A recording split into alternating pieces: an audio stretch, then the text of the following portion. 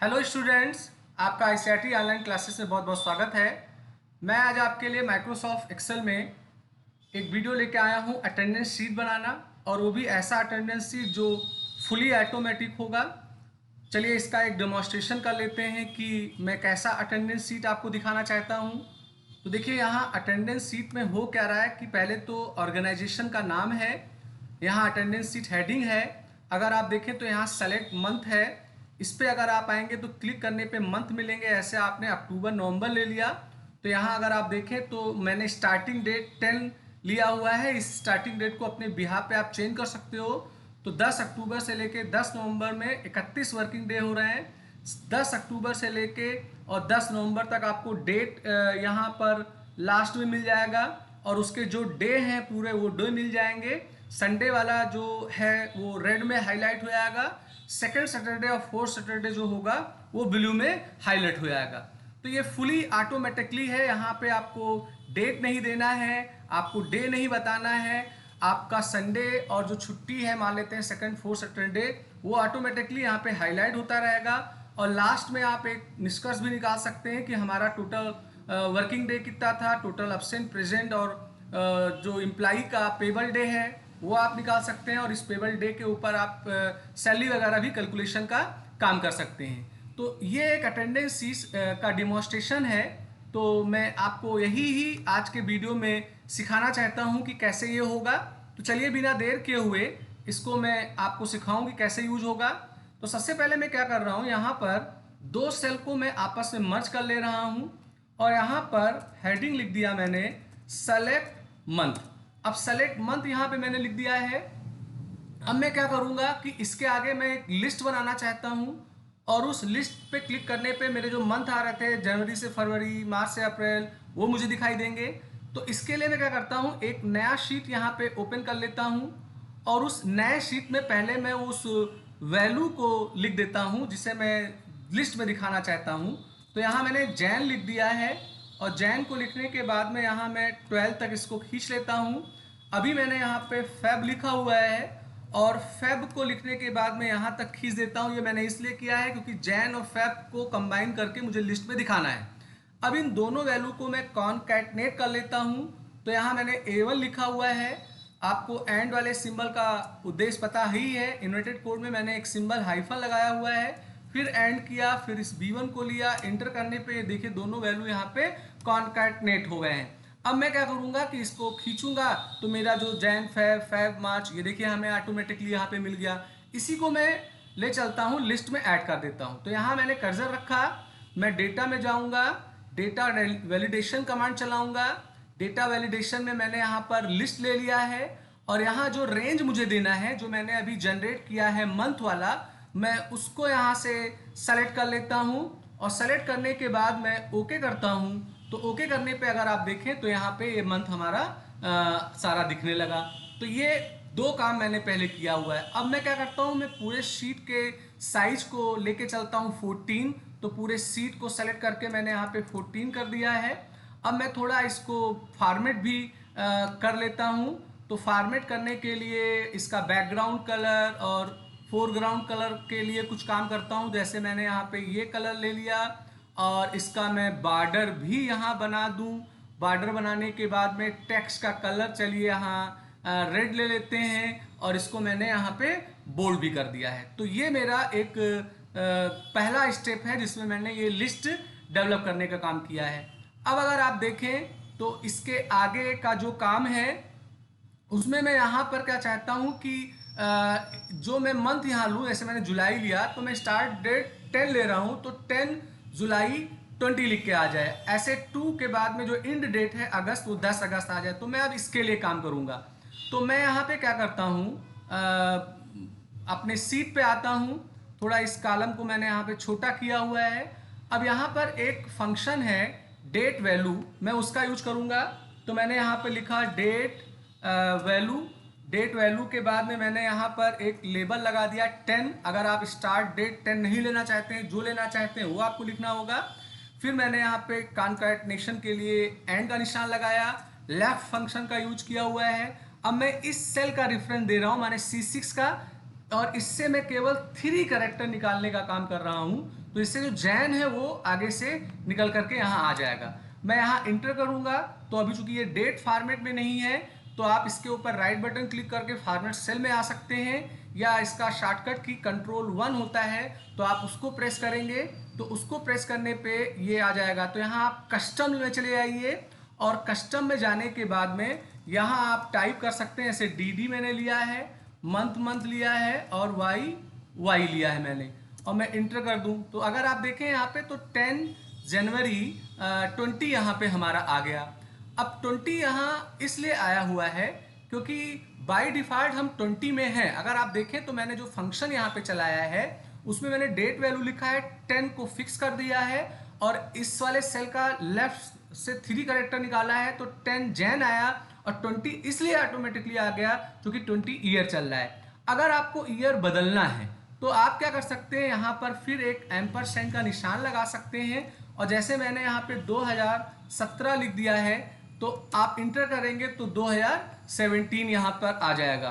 पर चूंकि मैं लेके चल रहा हूँ कि ये 20 के लिए ही काम करेगा तो इसलिए मैं यहाँ इसको हटा देता हूँ लास्ट वाले को और उसके बाद में ये बाय डिफॉल्ट 20 हो जाएगा। अब मैंने यहाँ पे लिखा 2 माने इस डेट से शुरू होते हुए किस डेट तक जाएगा। तो यहाँ मुझे क्या करना होगा, यहाँ मुझे एक फंक्शन चलाना होगा ई डेट में मैंने इस सेल का रेफरेंस दिया है और उसके बाद में यहाँ 1 लिख दिया। 1 का मतलब इसके आगे जनवरी, 10 जनवरी के बाद आगे क्या आएगा, फरवरी आएगा, तो वो वैल्यू मैं चाहता हूँ तो ये ले लिया है। अब इसको भी मुझे कंट्रोल 1 प्रेस करना होगा और कस्टम में जाके इसका भी जो टाइप है वो DDMM और YY करना होगा और इसको भी मैं बोल्ड कर लेता हूँ और इन्हें भी मैं क्या करता हूँ, यहाँ से हाईलाइट कर लेता हूँ, कलर चेंज कर लेता हूँ, बॉर्डर बना लेता हूँ। तो अगर आप देखें तो अभी मैं यहाँ लिस्ट पे क्लिक करके इसका डेमोन्स्ट्रेशन करूँ तो मैं अगर फरवरी मार्च ले रहा हूँ तो ये 10 फरवरी 20 से लेके हमारा 10 मार्च तक हो जा रहा है। तो अभी करना क्या है कि आपको यहाँ से मंथ को केवल सेलेक्ट करना है और यहाँ स्टार्ट डेट और एंड डेट आ जाएगा। 10 मैंने यहाँ पे निर्धारित कर लिया हुआ है। तो ये एक काम मैंने कर लिया डेट वाले के लिए। अब अगर मुझे एक निकालना है कि इसका टोटल वर्किंग डे कितना हो रहा है तो वर्किंग डे निकालने के लिए मैं क्या कर सकता हूँ कि ऐसे जो हमारा इंड डेट है यहाँ इक्वल का निशान लगाया, इंड डेट को मैं माइनस कर देता हूँ स्टार्ट डेट से, तो मेरा जो वर्किंग डेट है वो मुझे यहाँ पर मिल जाएगा। तो यहाँ मैंने एक वर्किंग भी डे निकाल लिया है, जैसे करके चलिए देख लेते हैं। जैसे मैं अगर यहाँ से लूँ फरवरी से मार्च तो देखिए इसमें 29 वर्किंग डे आ रहा है। तो ये एक काम हमारा और हो गया। अब मैं क्या करूँगा कि एम्प्लॉई डिटेल को मेकअप करूँगा। तो मैं यहाँ पर 1 2 3 सेल को मैं मर्ज करके ये काम कर रहा हूँ। तो यहाँ मैंने क्या किया है, इन तीनों सेल को यहाँ मर्ज किया है और यहाँ मैंने लिख दिया हेडिंग एम्प्लॉइज डिटेल्स, ये हो गया और इसको मैंने बोल्ड कर दिया है, इसका बॉर्डर भी मैंने लगा दिया है। अब मैं क्या करता हूँ, इनके नीचे एम्प्लॉई का मैं आईडी लिखना चाहता हूँ, एम्प्लॉई का नाम लिखना चाहता हूँ, एम्प्लॉई का पोस्ट लिखना चाहता हूँ। आप चाहें तो और भी कॉलम यहाँ बढ़ा सकते हैं। तो मुझे टाइम ना लगे तो मैं यहीं से ही डेटा को कॉपी कर लेता हूँ। मान लेते हैं मेरे इतने कर्मचारी हैं तो मैंने यहाँ से इन्हें कॉपी किया है और कॉपी करने के बाद मैं अपने वाले फॉर्मेट में इसको पेस्ट कर देता हूँ। और पेस्ट करने के बाद में मैं इसको थोड़ा ऑटो कॉलम कर लूँ जिससे ये सारा हमें दिखने लगे। तो ये देखिए हमारे सारे एम्प्लॉई के यहाँ पर डिटेल आ गए हैं। आप चाहें तो इसको थोड़ा और अच्छा करने के लिए ऐसा कुछ फॉर्मेट कर सकते हैं। ये डेकोरेशन आपके ऊपर है, कैसा आप करना चाहते हैं। अब जब इतना काम हो जाएगा तो अब मुझे क्या करना है कि ये जो हमारा डेट है इस डेट को मुझे निकालना है। जैसे यहाँ पे 10 जुलाई है तो 10 जुलाई आ रहा है, फिर 11 ऐसे करके आ रहा है, मुझे ऐसा काम करना है।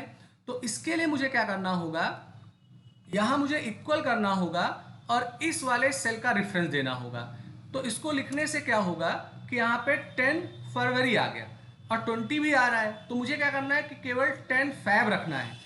तो आप कंट्रोल 1 प्रेस करिए। कंट्रोल 1 प्रेस करने के बाद में कस्टम में जो ये वाई लिखा हुआ है, इसको अगर आप हटा दीजिए तो आपको केवल ये मिल जाएगा। तो ये हो गया हमारा 10 फैब हो गया। अब मुझे क्या करना है, यहाँ 11 चाहिए, यहाँ 12 चाहिए।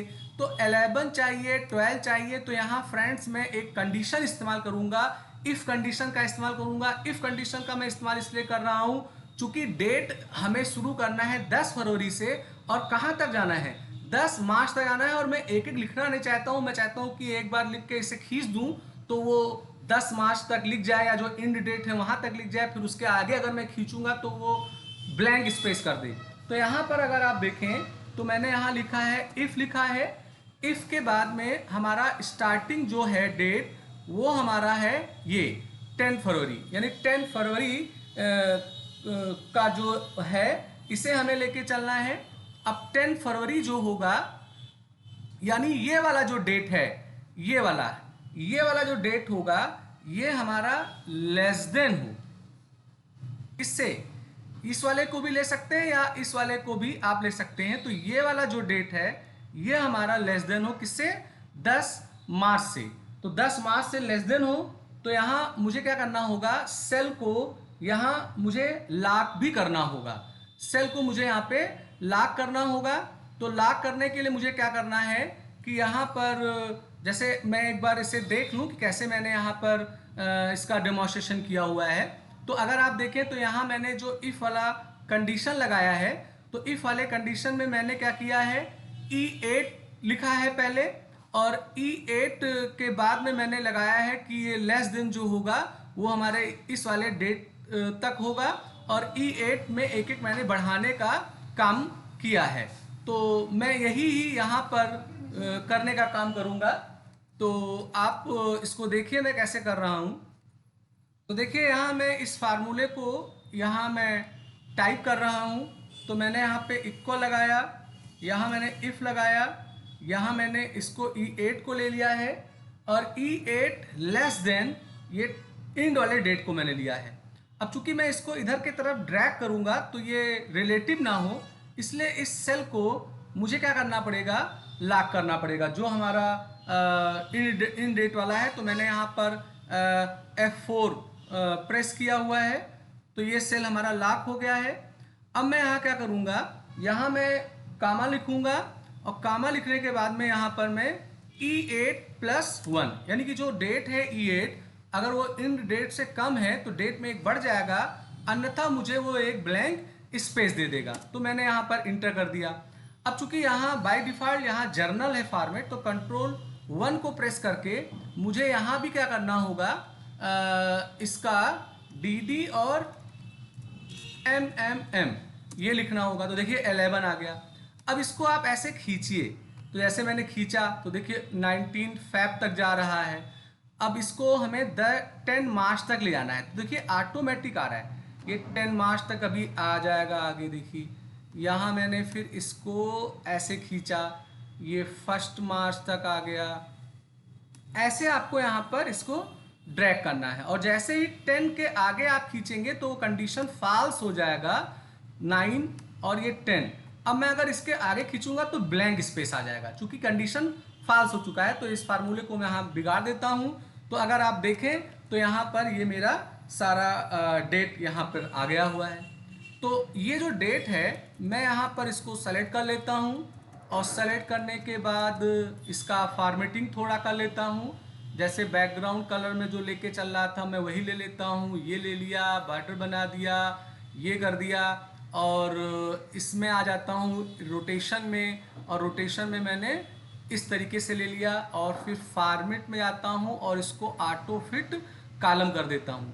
तो ऑटो फिट कॉलम करने पे देखिए ये थोड़ा हमें जगह मिल गया। अब इसे थोड़ा मैनुअली मुझे बड़ा करना पड़ेगा, क्योंकि यहाँ पर ये डेट होने के कारण इसका लेवल थोड़ा बड़ा हो रहा है। तो ये एक ऑटो डेट हमारा यहाँ पर देखिए लिख के आ गया। करके देखते हैं डेट बदल करके। तो यहाँ मैंने डेट बदल करके से मई जून किया। तो जैसे ही मैंने मई जून किया तो 10 मई से 10 जून आ गया, और 10 मई से लेके और 8 जून तक हमारा यहाँ पर डेट आ गया। तो यहाँ पर एक और इसे खींच के देखते हैं क्या होता है।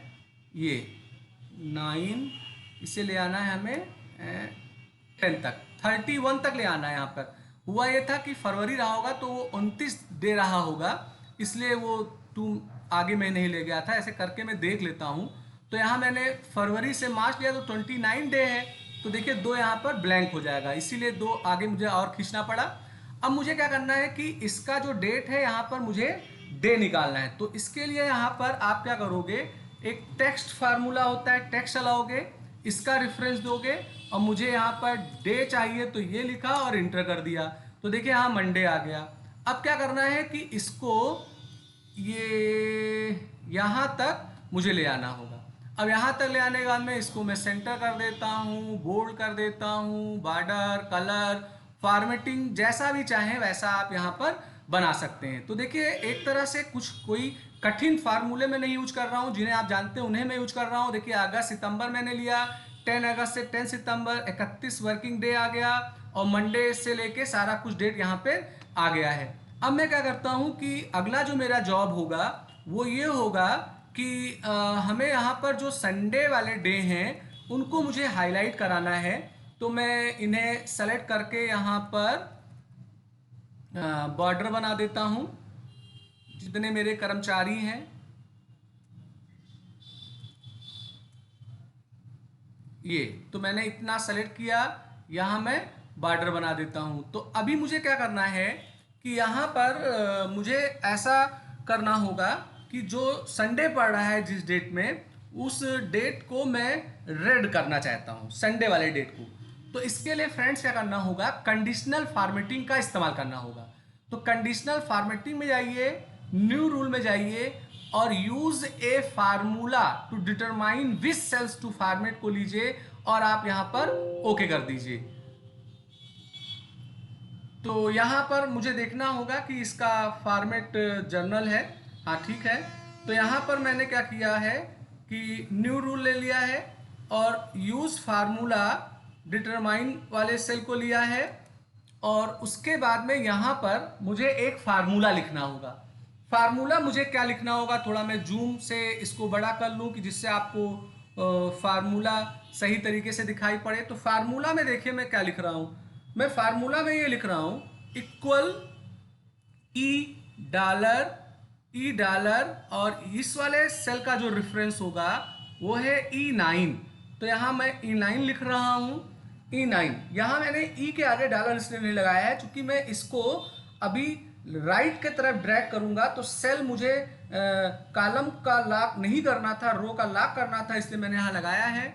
और ये जो होगा यहाँ पर E9 नहीं होगा, हमें क्या करना है कि इस वाले सेल पे चेक करना है। जैसे यहाँ मंडे लिखा है, ट्यूसडे लिखा है, वेडनेसडे लिखा है, तो मुझे चेक ये करना है कि जिसमें संडे मिले वो रेड हो जाए। तो इस वाले सेल का रेफरेंस दिया मैंने, तो देखिए यहाँ पर ये लॉक सेल में आया था तो डॉलर मुझे ई से हटाना होगा और यहाँ पर मैंने लिखा इक्वल, और इक्वल लिखने के बाद यहाँ मैंने संडे लिखा और फॉर्मेट में आप चले जाओ। फॉर्मेट में जाने के बाद में आप फिल में चले जाओ और कोई भी एक कलर ले सकते हो, जैसे मैंने यहाँ पे रेड लेके ओके कर दिया और फिर आप यहाँ पर ओके कर दीजिए।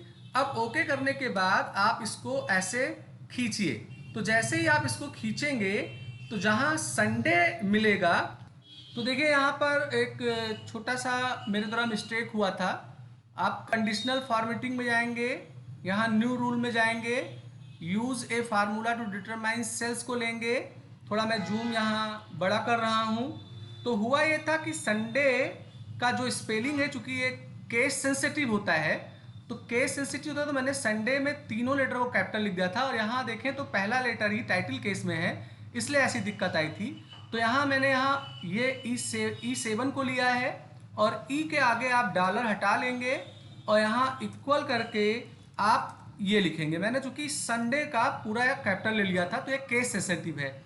अब यहाँ पर फॉर्मेट में जाइए और फॉर्मेट में मैंने रेड ले लिया है और यहाँ ओके कर दिया है। अब इसको भी मैं ओके कर दूँ। तो अब मैं इसको अगर लेके खींचूंगा तो आप देखिएगा कि जहाँ जहाँ संडे इसे मिलेगा वो सेल देखिए आपका पूरा ऐसे रेड मार्क में हो जाएगा। अब आप इसे यहाँ ऐसे नीचे तक ले आइए तो ये क्या करेगा कि पूरा यहाँ पर रेड वाला मार्क हो गया है।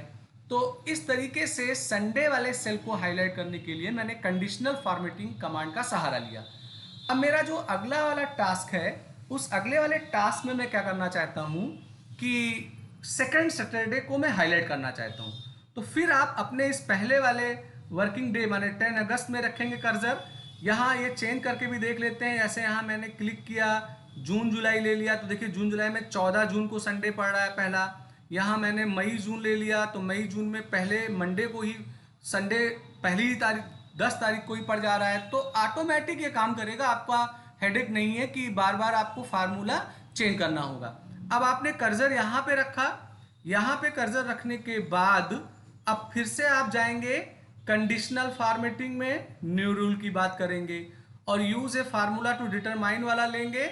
और इसको लेने के बाद अब यहाँ पर एक फार्मूला मुझे चलाना होगा सेकंड सैटरडे के लिए। तो यहाँ अगर आप देखें तो यहाँ में एक एंड वाला हमारा जो फार्मूला है मैं उसको यूज करूँगा। तो यहाँ मैंने एंड लिखा है, एंड के बाद इसी वाले सेल को लेंगे हम। तो यहाँ ई के आगे मैं डॉलर हटाऊंगा, चूंकि राइट के साइड में उसे खींचना है, उसे लॉक नहीं करना है। और उसके बाद में यहाँ मैंने इक्वल लिखा है और इक्वल के बाद सैटरडे। अब चूंकि एस कैपिटल रहेगा, यहाँ ध्यान देना है, केस सेंसिटिव है। ये सैटरडे हो गया। फिर यहाँ मैं काउंट इफ को चलाऊंगा कि जब ये काउंट करे और अपने बगल के बाद एक बगल और सैटरडे पाए और वो 2 हो, तो ऐसे स्थिति में उसको हाईलाइट करे। तो यहाँ मैंने लिखा काउंट इफ। काउंट इफ के बाद में मैंने इस वाले सेल का रेफरेंस दिया है और कॉलन का निशान लगाया है। तो देखिए E7 से लेके E7 गया है और जब मैं इसे राइट के साइड ड्रैग करूंगा तो ये E7 से लेके F7 का काम करेगा, ऐसे ऑटो ये कर लेगा। और इसमें मुझे करना क्या है कि इस वाले का जो डॉलर है उस डॉलर को मुझे यहाँ हटा देना होगा। और मैंने यहाँ पर कामा लगाया और कामा के बाद यहाँ पर मैं फिर सैटरडे को लिख रहा हूँ और सैटरडे को लिखने के बाद में यहाँ मैंने ब्रैकेट बंद करके इक्वल टू लिखा और ये ब्रैकेट मैंने बंद कर दिया। और इसको मैं सेलेक्ट करके कॉपी कर लेता हूँ, क्योंकि ये फार्मूला अभी 4 सैटरडे में ही मुझे पूरा लिखना पड़ेगा। तो मैंने यहाँ से कॉपी कर लिया है। फॉर्मेट में मैं जाता हूँ, कोई भी एक कलर ले लेता हूँ और ओके कर देता हूँ और फिर यहाँ मैंने ओके कर दिया। अब मैं इसे अगर खींचूँ तो सेकंड सैटरडे वाला जो है वो वाला यहाँ पर हाईलाइट का काम करना चाहिए। तो देखिए, तो यहाँ पर भी थोड़ा कुछ मिस्टेक है, मैं अभी चेक करके देख। मिस्टेक पता लगा है कि मिस्टेक क्या है। मिस्टेक ये था कि मैंने इक्वल का निशान नहीं लगाया था। चूंकि फार्मूला अगर चलाएंगे तो आगे इक्वल का निशान लगेगा। तो मैं न्यू रूल में गया, न्यू रूल में मैंने यूज़ ये वाला लिया और मैंने फार्मूला चूंकि कॉपी कर रखा था इसको ले लिया। अब मुझे यहाँ पर आगे इक्वल का निशान लगाना होगा, इसलिए वो काम नहीं कर रहा था। अभी मैं फॉर्मेट में जाऊँगा और कोई भी एक कलर में ले लेता हूँ, सपोज दैट चलिए इसको ले लेता हूँ। यहाँ ओके किया, यहाँ मैंने ओके किया। अब मैं इसको खींचता हूँ तो आप देखिएगा कि जहाँ आपका सेकंड सैटरडे होगा वो देखिए ब्लू हो गया है और इसको नीचे तक ले लीजिए तो यहाँ भी आपका आ गया।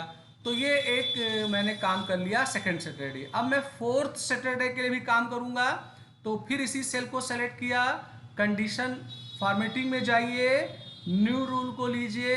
न्यू रूल में आप यहाँ यूज ए फार्मूला में आइए और फार्मूला मैंने कॉपी कर रखा था उसी को ले लीजिए और यहाँ पर जो 2 है इसको मुझे 4 कर देना है और इक्वल का निशान भाई लगाना जरूरी है, ये लगा दिया है। और 4 सैटरडे के लिए जो आप कलर चाहते हो वो ले लीजिए और फिर उसके बाद ओके करिए। तो ये क्या करेगा कि जो 4th सैटरडे वाला है उसे ये हाईलाइट करेगा। देखिए हो गया और इसे आप नीचे के तरफ कर दिए, ये आ गया। तो आप ऐसा भी कह सकते हैं कि भाई मंथ में केवल 2 ही ऐसे सैटरडे हैं जिन्हें ब्लू करना था तो ये मैनुअली कर लेते, रेड वाला भी हम लोग मैनुअली कर लेते। पर ये इसलिए किया गया है क्योंकि हम ऑटो चाहते थे।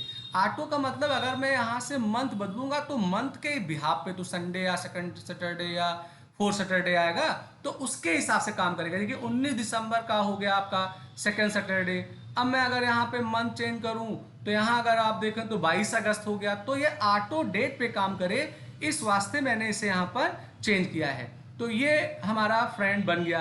अब मैं यहाँ लास्ट में क्या चाहता हूँ कि इनका टोटल वर्किंग डे या ऐसा कुछ आ जाए, तो इसी को मैं यहाँ से कॉपी कर लेता हूँ। कॉपी करने के बाद मैं इसके लास्ट में जाता हूँ और ये मैंने पेस्ट कर दिया। और पेस्ट करने के बाद थोड़ा इसको मैं चेंज कर लूँ, वरना सबका विड्थ थोड़ा बड़ा हो रहा है। ये थोड़ा बड़ा किया, ये थोड़ा बड़ा किया, और इसको सेलेक्ट करके यहाँ पे फॉर्मेट में ऑटो फिट कॉलम कर देता हूँ। तो देखिए ये सारा यहाँ आ गया। अब टोटल वर्किंग अगर लाना है तो टोटल वर्किंग मैंने यहाँ पर जिस फार्मूले से निकाला था उसी फार्मूले से आप निकाल सकते हैं। तो यहाँ थोड़ा इसको बड़ा करना पड़ेगा मुझे। ये तो किया क्या था मैंने, ये जो सेल है इसी सेल फार्मूले को मैं यूज कर लेता हूँ। तो मेरा इस सेल में जो फार्मूला यूज हुआ G6 minus E6, G6 minus E6। तो यहाँ मैं आ गया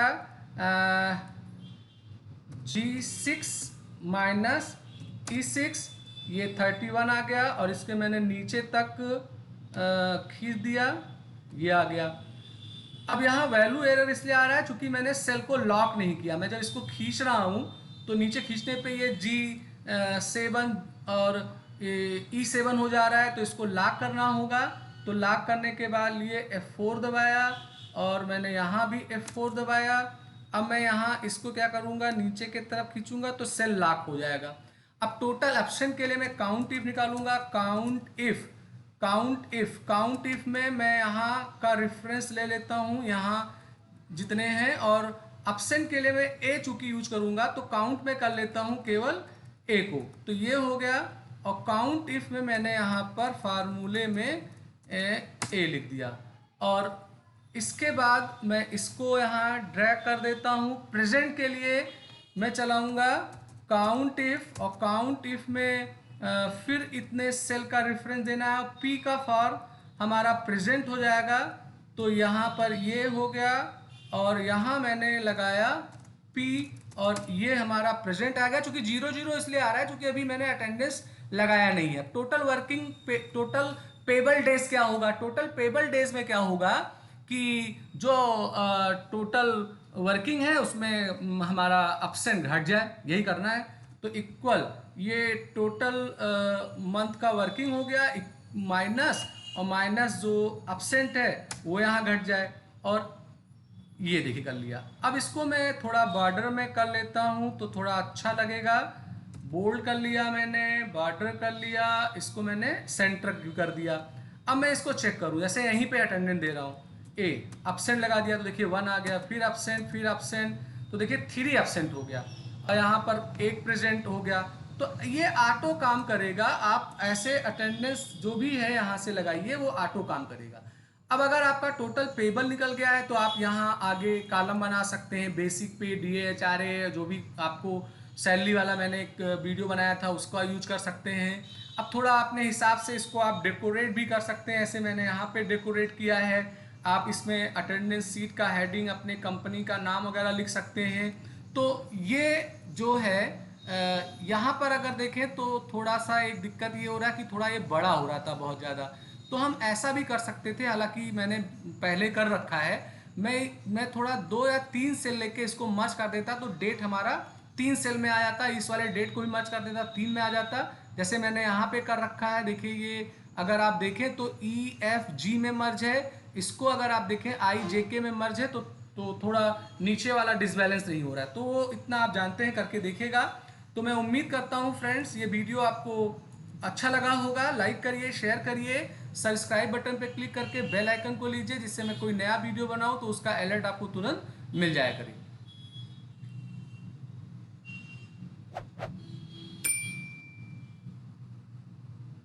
तो आज का वीडियो मैं यहीं समाप्त करता हूं। आपका दिन शुभ हो।